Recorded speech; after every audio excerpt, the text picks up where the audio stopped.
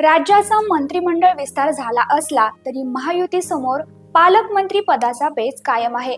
पुणे, सातारा, छत्रपती संभाजीनगर, रायगड अशा काही जिल्ह्यात पालकमंत्री पदासाठी रस्सीखेच पाहायला मिळत आहे। काही नवनिर्वाचित सदस्यांना सुद्धा पालकमंत्री पदाची आशा आहे।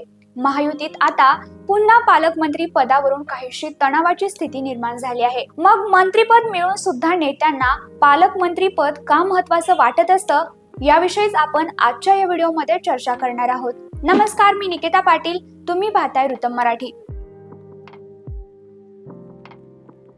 सध्या महायुतीत पालकमंत्री पदावरून पुन्हा धुसफूस पाहायला मिळत आहे।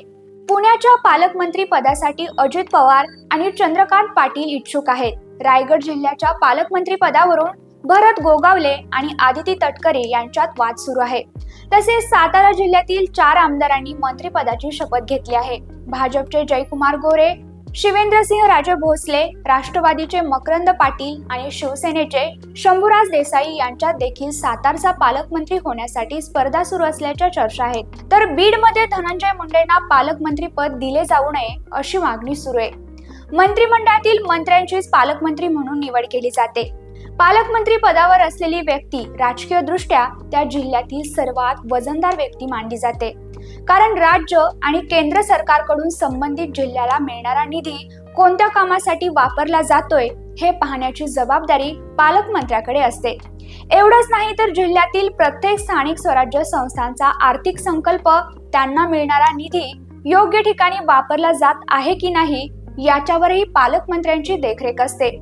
पालकमंत्री हे जिल्हा नियोजन समितीचे पदसिद्ध अध्यक्ष असतात, त्यामुळे जिल्हा निधी वाटपाच्या दृष्टिकोनातून सुद्धा हे पद महत्त्वाचं मानलं जातं। जिल्ह्यातील कामांसाठी निधीची शिफारस पालकमंत्री या समितीमार्फत सरकारकडे करत असतात। आता या सगळ्याचा अर्थ थोडक्यात सांगायचा झाल्यास, जिल्ह्यात कोणतीही योजना राबवायची असेल, विकास कामं करायची असतील, शासकीय कार्यक्रम असतील किंवा जिल्ह्यात कोणतीही नैसर्गिक आपत्ती असेल किंवा कोणतीही मोठी घटना घडली असेल तर पालकमंत्री या सर्वांच्या केंद्रस्थानी असतो। त्यामुळेच काही राजकीय अभ्यासक असंही म्हणतात की पालकमंत्री आपल्या जिल्ह्याचा मुख्यमंत्री असतो।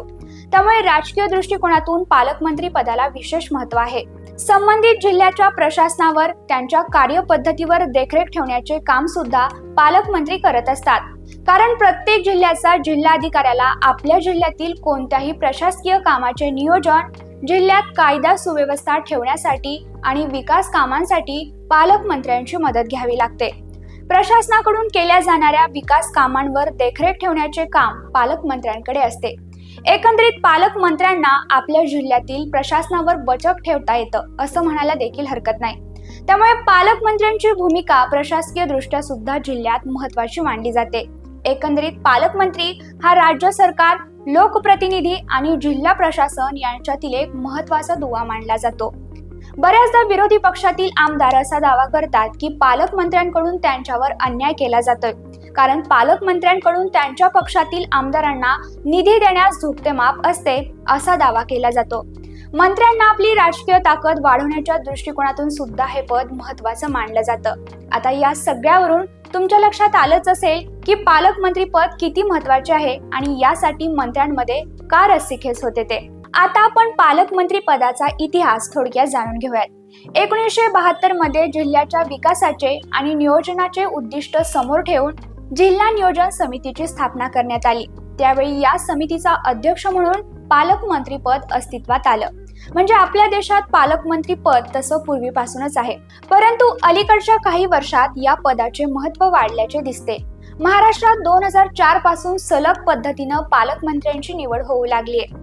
आता या सगळ्यात तुम्हाला तुमच्या जिल्ह्याचा पालकमंत्री कोण हवा आहे, तुमचं उत्तर कमेंटमध्ये नक्की कळवा आणि अशाच नवनवीन माहितीसाठी वृत्तम मराठीला आता सबस्क्राईब करा।